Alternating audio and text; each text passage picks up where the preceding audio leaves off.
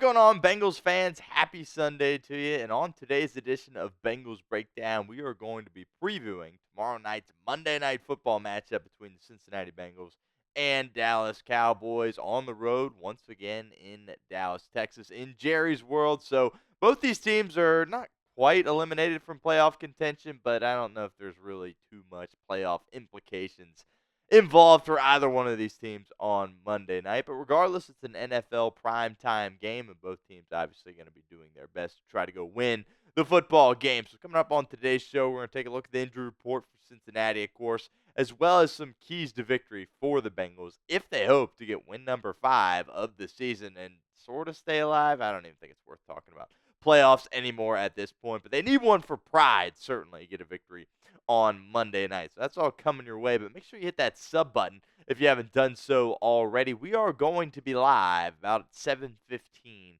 tomorrow night, about an hour before kickoff. Should be a lot of fun. We've had a lot of fun at these watch parties throughout the year, and of course now our focus kind of shifts a little bit to having a little bit more fun and maybe focusing a little bit less on what exactly is happening in the game necessarily, because the Bengals are kind of out of things at this point. So it should be a lot of fun. Make sure you guys tag along, hit that sub button, youtube.com/Bengals TV.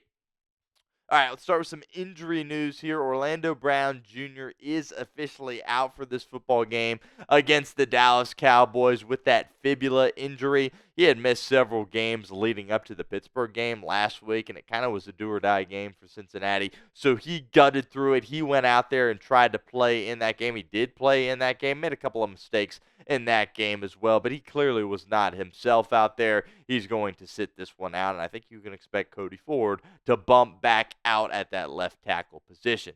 Sheldon Rankins also ruled out for this game with that illness.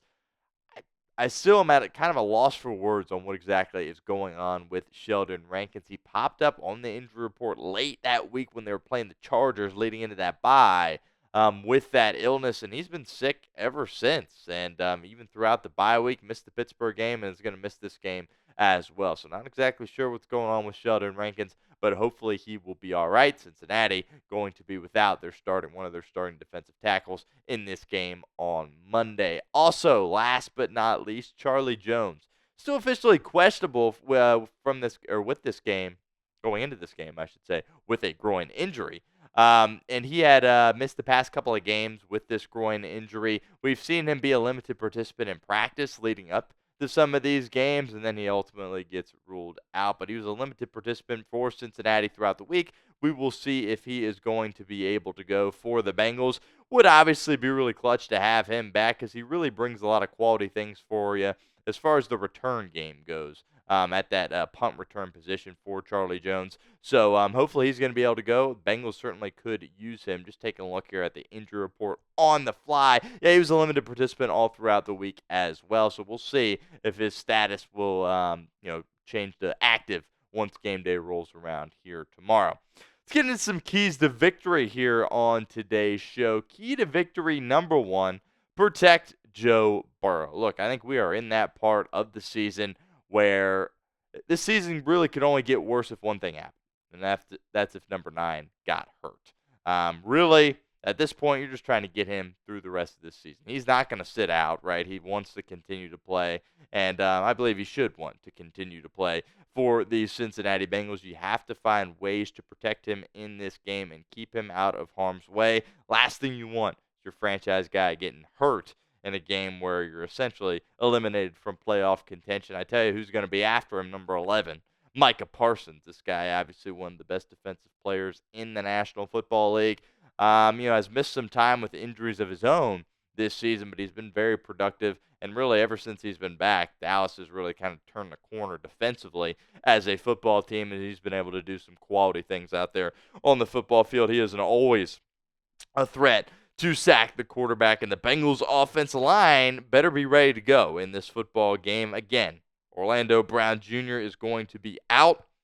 Cordell Volson got benched last week, but I would assume he is going to be back at that starting left guard spot, and they'll bump Cody Ford once again back over to the left tackle spot. We'll see. Maybe they throw the rookie in there, Matt Lee, in some capacity, but I don't know if he's really a guy that's going to get many guard reps as opposed to his position that is, of course, center. But regardless, Bengals have to protect Joe Burrow in this game and the rest of the way as well, because can't afford to lose your franchise guy in a situation like this when you're pretty much eliminated from things here at the end of the season. Leads us to the pinned comment of today's video. What is your concern level with the Cowboys pass rush? Be honest with us. Scale it for us 1 to 10 in the comments section. If that ad comes here on YouTube, that's totally fine. Take advantage of it. Get down in the comment section. Let us know what you think. Key to victory number 2, contain Rico Dowdle. This Bengals defense has been absolutely awful throughout the entirety of the season, but one thing they did somewhat well last week against Pittsburgh was stop the run. Pittsburgh didn't necessarily run all over Cincinnati, so I think that sort of was productive, but Rico Dowdle is coming off an incredible game that he had on Thanksgiving against the Giants. Really absolutely led that Cowboys team to victory in that game. Look, when the Bengals, look, their defense is really, really bad, but from a run perspective, I guess it can be a little bit better. Still taking a look at some of these numbers, they're still really, really bad for Lou Anarumo's defense, but I feel better about this Bengals team when the opponent is running the ball, just based on this past couple of weeks and your performance against Pittsburgh and your second half performance against the Chargers than I do as far as the secondary goes and all the holes that you have there on the back end. Really need guys in the interior to step up. Again, going to be without Sheldon Rankins. I think you've seen some flashes from Chris Jenkins Jr. as potentially a guy that could be a long-term piece for you along that defensive line. But regardless, some people are going to have to be better than they have been in the past. McKinley Jackson, these rookies are getting thrown right into the fire, and we'll see if they're ready for it against Dallas on Monday, a game in which you should win. You are 5.5-point favorites, so even though you are beat up there without Sheldon Rankins, you should still be able to rise to the occasion and find a way to get the job done on Monday night. We'll continue with our keys to victory here in a moment, but first, I want to give a shout out to our friends over at Game Time, because today's show is presented by Game Time. Look, Game Time has a new feature called Game Time Picks that makes getting tickets to see your favorite teams play live even easier. Game Time Picks filters out the fluff to show you only incredible deals on great seats, so you don't have to waste time searching through thousands of tickets. Game Time Picks is the easiest way to find and buy tickets to live events. Couple of games. You can still check out the Cincinnati Bengals, 2 home games on the schedule.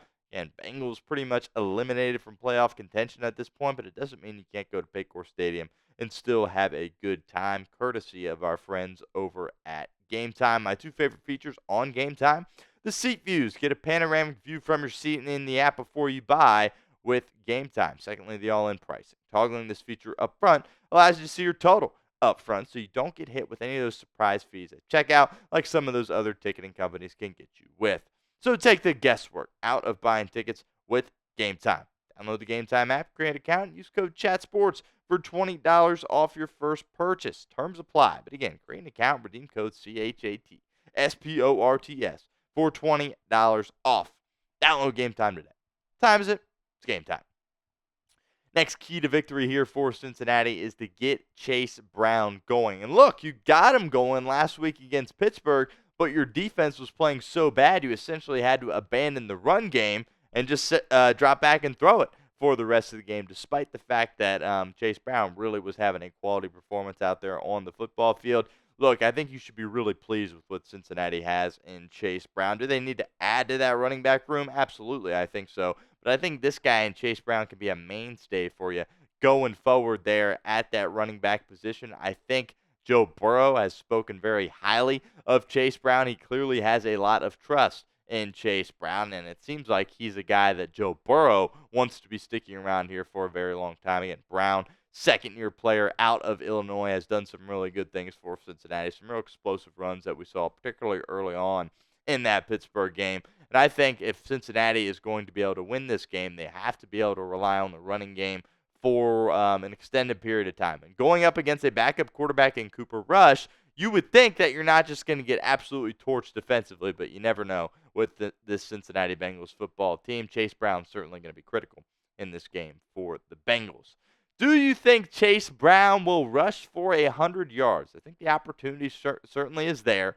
And again, as the season goes on and the Bengals will get more and more out of the playoffs and eventually get eliminated from the playoffs, you're going to see Zach Taylor call some more conservative plays to try to protect Joe Burrow. And you're going to see them really roll with the run game on the ground. And Chase Brown obviously is a big part of that. So another opportunity for you guys to get interactive with our show here at Bengals Breakdown. Will Chase Brown rush for 100 yards? Type Y for yes or N for no.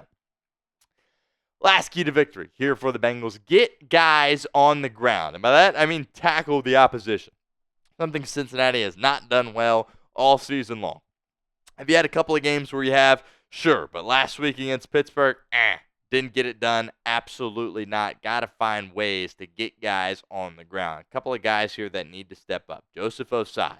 Look, he's probably got 5 more games left as a Cincinnati Bengal, if we're just going to be completely honest here. He needs to audition for other teams over the course of these next 5 games, as well as maybe a Hail Mary attempt to stick around with the Cincinnati Bengals. He's got to be better. He's got to step up. He's got to get guys on the ground. Block field goal was great last week. Need to see more on the defensive side of the ball from Joseph Ossai. Akeem Davis-Gaither is a guy that's been here for a couple of years. I am a fan of personally, but last week he absolutely stunk up the joint. Logan Wilson was getting some criticism for a lot of people. Then he didn't play last week, and it was like, oh, the linebackers got to a whole different level of bad, and that started with Akeem Davis-Gaither. It's been a valuable special teams piece for you. They'd have a nice interception on Patrick Mahomes in week 2, but he got absolutely cooked last week. He's got to find ways to, A, not get cooked when he's in coverage, and B, make sure he's getting guys on the ground when he has opportunities to tackle him. Akeem Davis-Gaither, another guy to keep an eye on. Shaka Hayward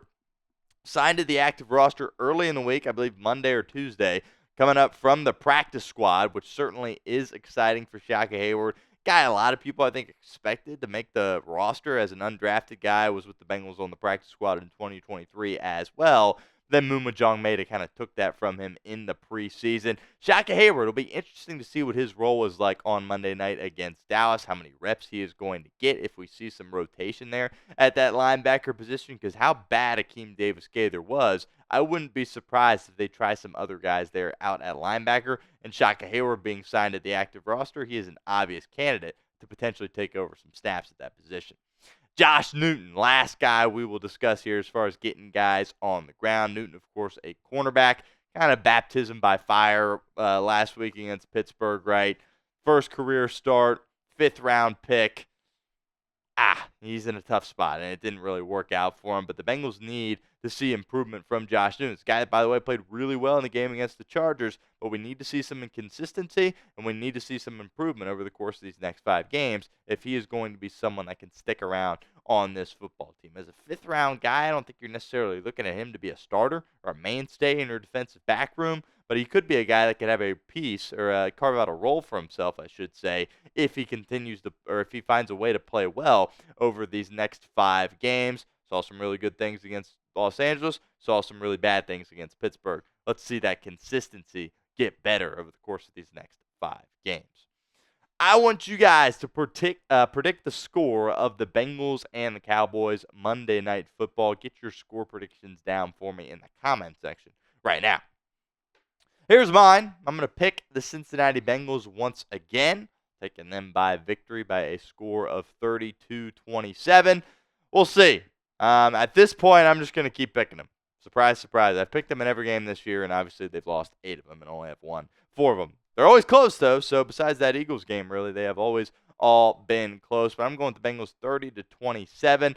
They find a way to make a couple of those plays in the fourth quarter to get themselves over the top, get themselves a win on primetime, island game, kind of show the rest of the league that despite the fact that they're essentially eliminated from the playoffs, they still can put together some good winning football, and Joe Burrow is certainly an issue that other teams are going to have to deal with.